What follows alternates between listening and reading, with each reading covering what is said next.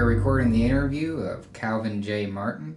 This interview is being conducted by David Berry from the Wright State University's Veteran Voices Project.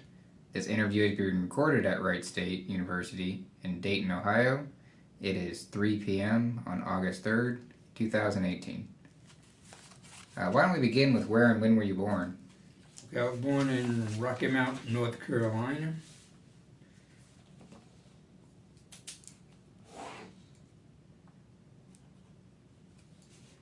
What year? March 1939.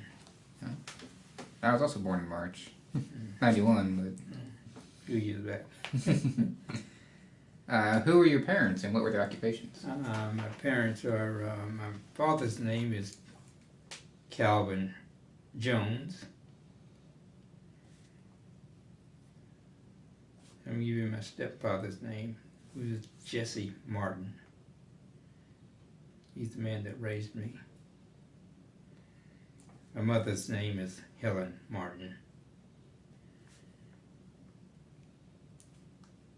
And what were their occupations?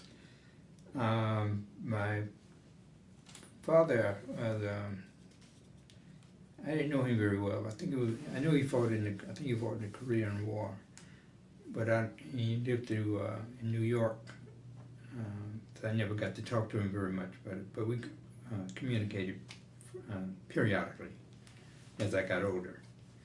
My stepfather, Jesse Martin, worked for, he was a laborer for an oil company in Rocky Mount, North Carolina. He did a range of things. He dug holes to put fuel tanks into the ground. He connected fuel lines from those tanks into people's homes so that they could get heat out of the tank, fuel to give them heat out of the tanks. And he did other things around the office there in Rocky Mount for one of the oil companies. My mom worked for a tobacco factory. The term I mentioned, I was born in Rocky Mount, North Carolina. One of the major crops there is tobacco, and she worked at one of the tobacco factories, and she did a range of things. She worked in some of the warehouses, yeah, and those large barrels of tobacco that would go to China and different places around the world. One of her jobs was to stencil the labels on those barrels as to destination and I guess origin points. And she did a range of other things in those warehouses. She also worked in some of the homes of some of the managers of those warehouses, some of her bosses. So. Did you have any brothers or sisters? I grew up as an only child. I did. My real father had 2 brothers and 4 sisters that we didn't come into contact with each other until we really got to be adults. They lived in New York. That's where he lived, and we wish we had gotten to know each other after we grew up and found each other. But 4 sisters and the 2 brothers, we're good friends now. Oh, that's good. And they're good friends with their kids are good friends with my kid. So what were you doing before you entered the military? I went to North Carolina A&T State University. It's an all-black college, it was then, in Greensboro, North Carolina. And when I took the ROTC program, when I left the ROTC program as 4 years of ROTC, I became a second lieutenant in the Air Force. What were you studying? I was studying chemistry. So why chemistry? Well, probably my least favorite subject. Right, it is. I didn't know a lot about the different occupations that was open for me, or after I finished high school. I was a pretty good student in high school, and I had the opportunity to go to college. And talking to some friends of mine, just young guys, 18 years old, trying to figure out, we just finished high school, what do we do now? And of course we had done some things in high school but made no decisions. Just talking to each other, some of the instructors. And just talking to friends about who makes the most money and how can you get it. And some of the guys I really had a lot of faith in, and just smart guys. And young people who trusted each other. And they said, we knew a pharmacy, and we thought he made a lot of money. And that's how I got into pharmacy. I enjoyed the chemistry, and I thought the chemistry would lead me to that occupation or profession. So why the ROTC program? It was a real, we had to take it for 2 years. During those 2 years, you get the opportunity to learn, to mature a little, to learn what it's about. And I kind of enjoyed the military structure. I performed well in the ROTC, so I decided to take advanced ROTC, and that requires a commitment. And I was willing to make that commitment and take the opportunities of, take advantage of those opportunities that I thought would be there. And that's how I got into the United States Air Force. The options there was Air Force or Army, and I just selected Air Force. No reason, just... I just thought it would be more opportunity in the science areas or things that I might want to do rather than the Army. I guess that's kind of the major push there to the Air Force. And I enjoyed a good decision again. So you probably didn't consider going enlisted at all, already being through the ROTC program, then? Right. I wouldn't.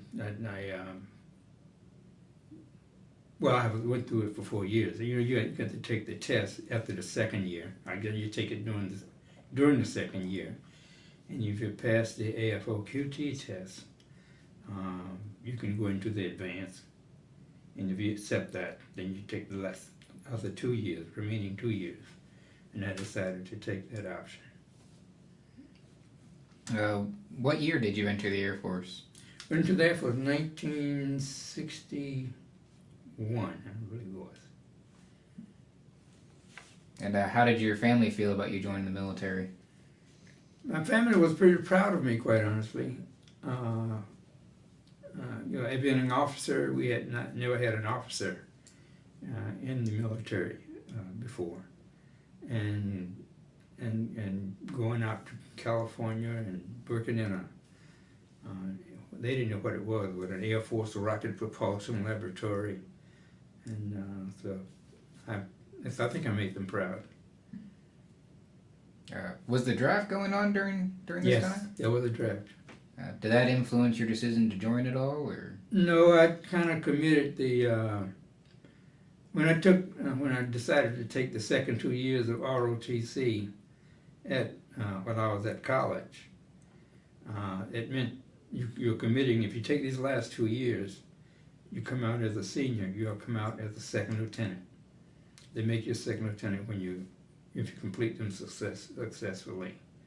So I kind of made that decision when I took those last 2 years. So there was no basic training or anything for you then? It was just after the ROTC training you were... The ROTC training was it. Plus what you got at the university. We had a pretty good university program with management theories and marching and parades and the military structure of the organization. A lot of fundamental materials. And of course the advanced ROTC provided that. Plus the leadership opportunities to lead those units within the ROTC itself. And you have to kind of buckle up and do those, and you wanted to do those well. So I did, and finished in 2 years, and I reported to Edwards Air Force Base that summer. So what did the Air Force have you doing? I was very fortunate again. I was a first-year chemist. The chemist when I went there at Edwards Air Force Base. They had two main missions. One was the Flight Test Center, and the other was the Air Force Rocket Propulsion Laboratory. And my assignment was to the Rocket Propulsion Laboratory. They may have had other missions, but those are the two main that I focused on. So what did you do for the Rocket Propulsion Laboratory? I was a bench chemist. Great opportunity. Worked around some pretty strong, capable scientists, chemists. We get samples of missile fuels. We work with liquid missile fuels. And as they were developed, we would test them. We developed, we had researchers who were trying to invent different fuels. This was during the space program. We were going to beat the Russians to the moon. And President Kennedy made that statement, and so funds were available. If you had a good thought and could convince the scientists there that your thought was, technically feasible, and you could support it, they give you a little pot of money. You can get a contract, try to get somebody to develop it for you, or maybe you could do it in-house, what we call it, get your own little lab and develop it. And I did most of the contract monitoring of ideas. We developed quality control procedures. As you develop these missile systems and you put these fuels in these systems, you want to put that huge missile in the ground, and you want it to sit there until you push the button for it to come out. Well, you got to have fuels that are capable of good storage stability. They will sit there, be stable, and ready to perform when you push the button for them to come out of the silos. And my job was to help monitor the quality of those fuels. We'd take samples and we'd test them in the laboratories.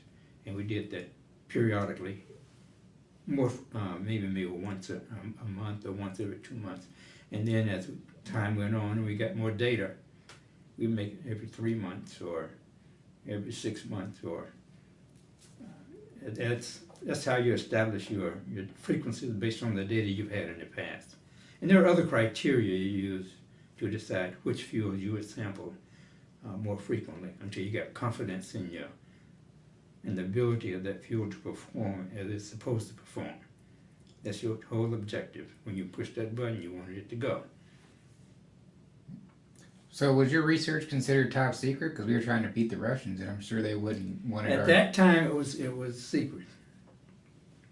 And then those fuels we had a word term for. They were operational missiles, and I guess where the missiles were, I don't think that was secret, because everybody knew the bases. The quality of the fuel, everybody knew the fuels, but when they would go, and we didn't worry about that as a chemist. We just wanted the fuel to be ready, and we didn't talk about it a lot. Yeah. So how long were you in the Air Force? 4 years. Oh. And did they, or what were the duty stations that they sent you to? Edwards Air Force Base. That was it? Edwards one. Excuse me.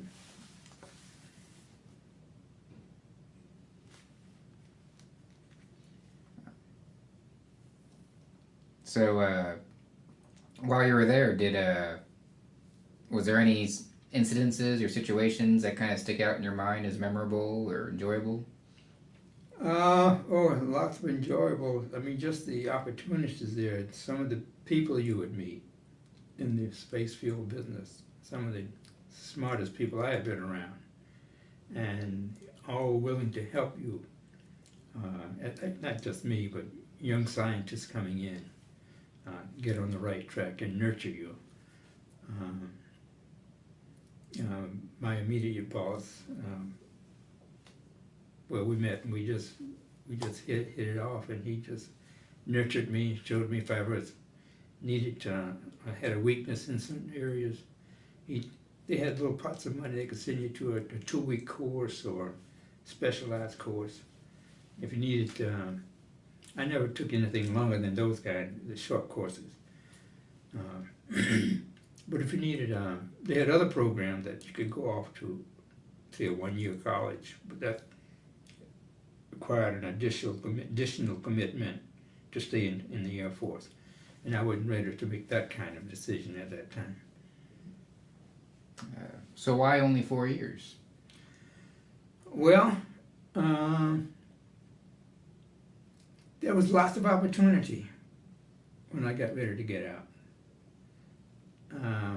It was a tough decision. Let me start there. It wasn't easy, and a lot of my friends decided they would stay in.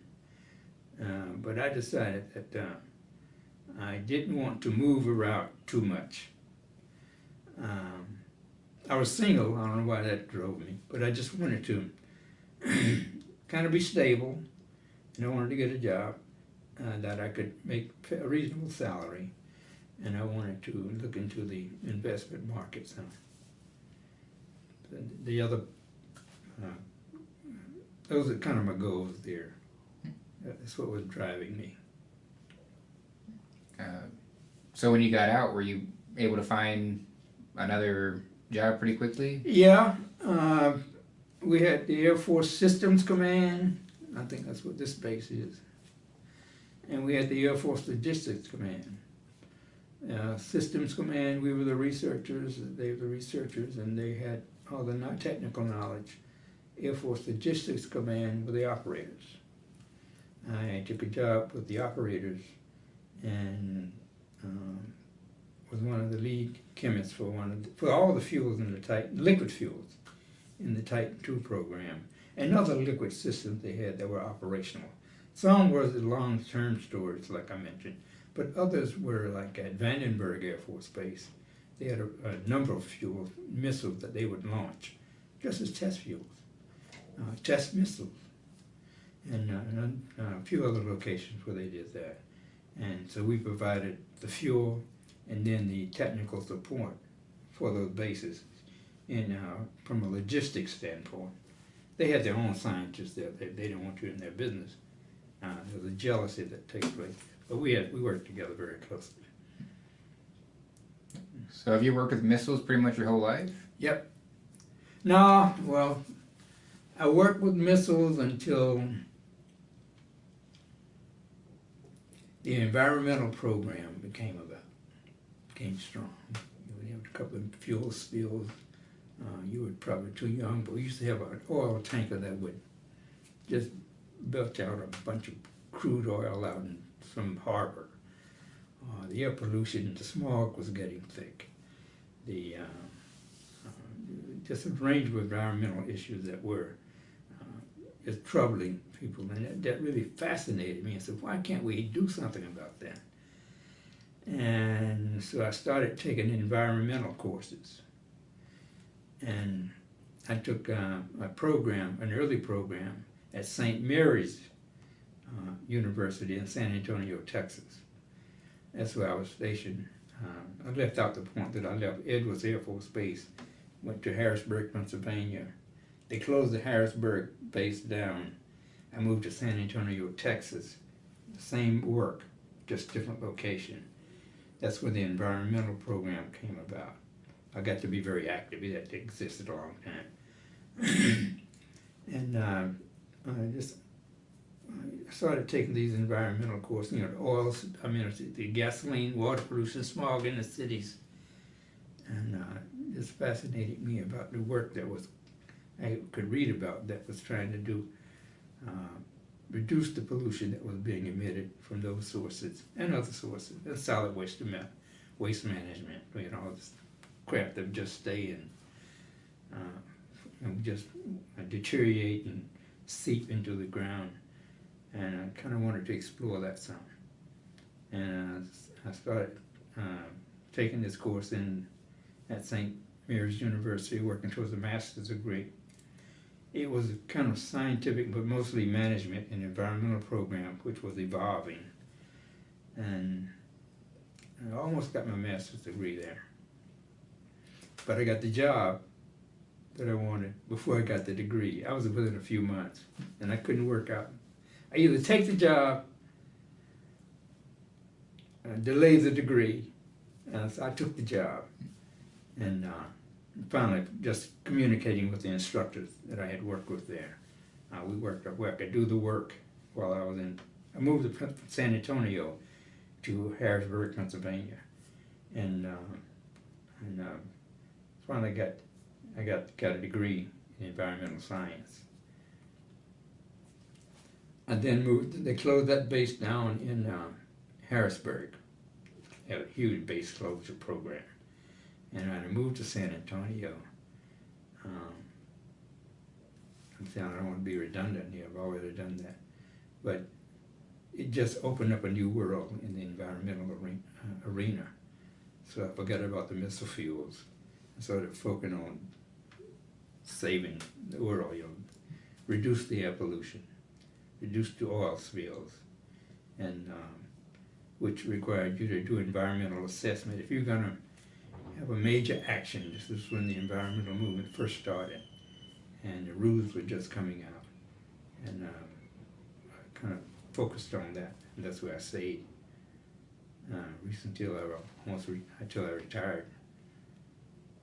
That's how I got into that business. Just the desire and the opportunity to pursue it.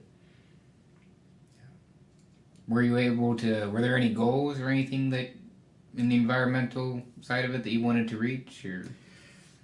Not specific personal goals. My objective was to help reduce why can't somebody do something about this? And to find out what was being done, what could be done. And that's kind of what the St. Mary's program offered. And then the environmental laws started coming out, air pollution control, water pollution control, and how do you enact those laws? And I became the environmental control officer at not Kelly Air Force Base, but Aerospace Fuels Function located at Kelly Air Force Base. And that's how I took that position, and that job came about from Harrisburg, Pennsylvania. That's how I got to Harrisburg. I took the job as environmental control officer in Harrisburg, Pennsylvania, Middletown, which is a town adjacent to Harrisburg, but another Air Force base. And my job then was to look at Air Force fuels locations where we stored fuels. We had what you call the wholesale system, in which we had fuels at Middletown. We bought fuels, we stored fuels, and we also bought fuels on contract and delivered it directly to an Air Force base. Those terminals where we stored our fuels had to have oil spill containment process and air emissions control. So we have to make sure our facilities complied with the environmental regulations that were evolving. And that was before when the EPA, Environmental Protection Agency, came about. They started writing these rules and regulations. States started writing these rules and regulations, especially some of the places like Texas, who had a huge oil port.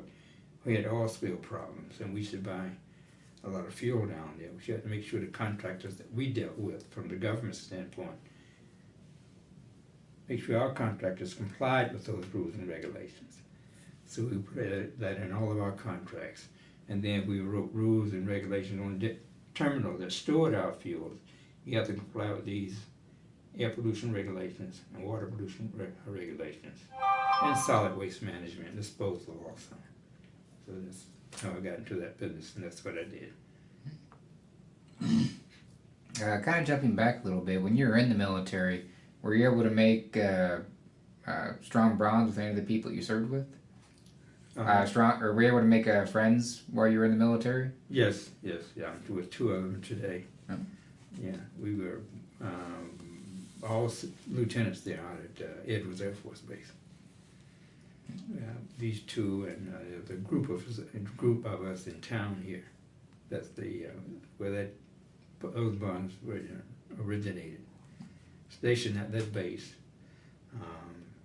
Paul Nix, who and Art King, who we were here to hear. We didn't work together. Paul and I worked what we call, I mentioned, a missile site. Paul was an engineer working on engines and so forth. And Art, I think he was more in the business area. And have you guys kept in contact pretty much since you've been out of the military this whole time? Oh yes, yes. There were some bonds formed during that group of lieutenants on that base. If you ever been to Edwards, you drive. You say you're flying to Lancaster, California, then you gotta, let's say Los Angeles, because that's where we mostly flew into. But then you drive to Lancaster, which is a nice little town right out from Edwards Air Force Base. But then the base is like 25 miles from there. So on the base, we just formed these bonds of friendship to survive on that base. And that was not difficult because it was a good base. And the commanders there made sure that those troops had outlets, hobby shops. A lot of these guys, maybe not these two, but they work on cars and rebuild the engines and fix your car. If you needed to go somewhere on the weekend, you didn't have much money, we just, whatever you needed, we just bond it together and help each other survive. Do you belong to any veteran organizations? No, I didn't join any vet organizations. I had there's no particular reason. I almost joined the reserves.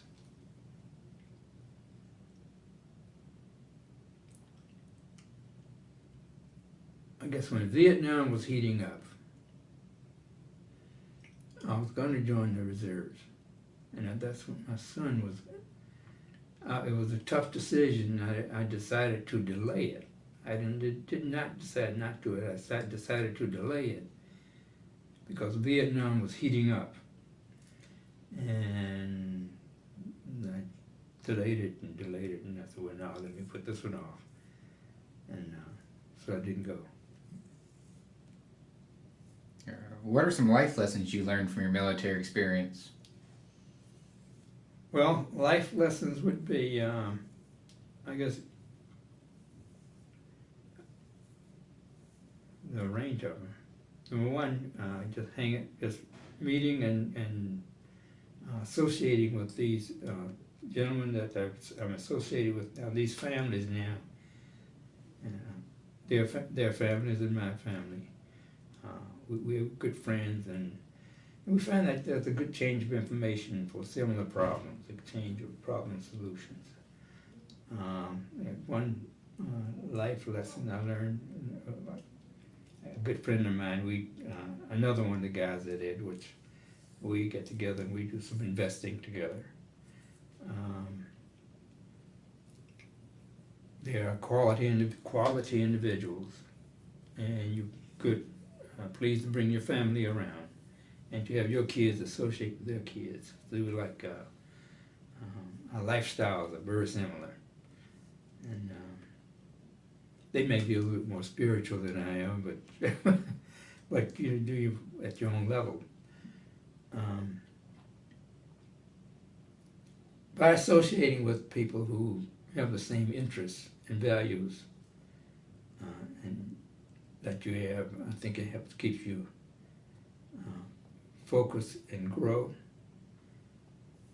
And like I tell my son, if you get the same level of friendship, but if the values of the friend is not what you would support and want to do, don't expose yourself to the opportunity to go wrong.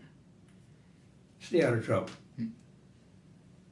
It's what my son and I used to talk about. Well, I have a couple questions left for you. Is there anything that you feel like we haven't added to this or that we haven't discussed or should be added to this interview?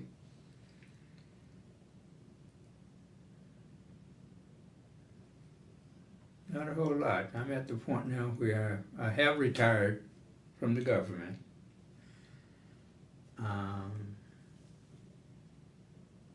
I still do some investing. I like the stock market. That's where my interest. I worry about it. I don't know if I do much now, but I enjoy it. It's some days you enjoy it, some days better than others. But that's where I focus during the this period in my life. We're moving. Yeah, I met this young lady that I'm married to almost 50 years ago now.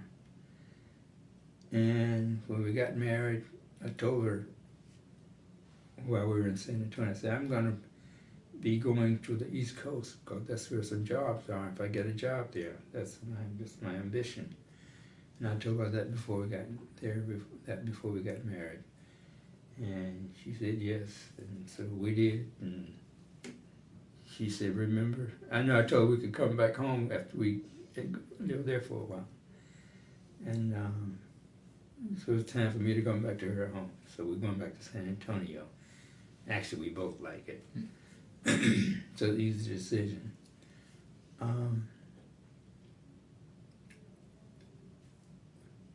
Life lessons. I think I've had a good life.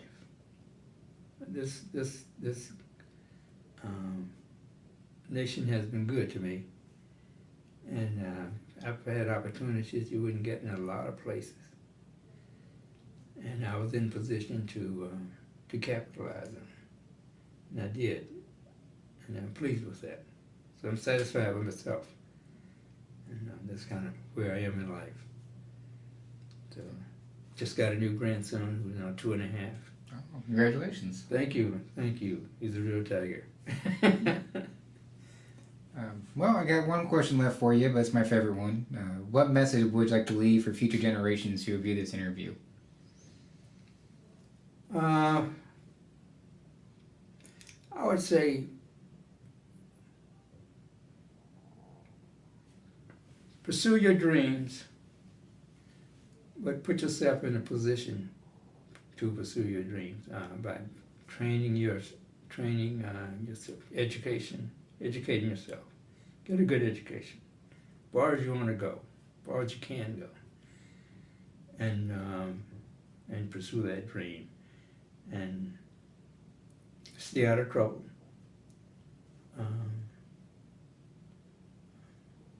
I'm not a very spiritual man, but I believe in God, and I believe have some faith. Put God in your life somewhere, and you have to judge that level of yourself based on your values, your attitude, and your judgment. And that's kind of where I would place it. And I think that would keep him on the right track. I think it did me. Well, that concludes your interview, and I just want to say thank you for taking the time to talk to me, and thank you for your service. Thank you.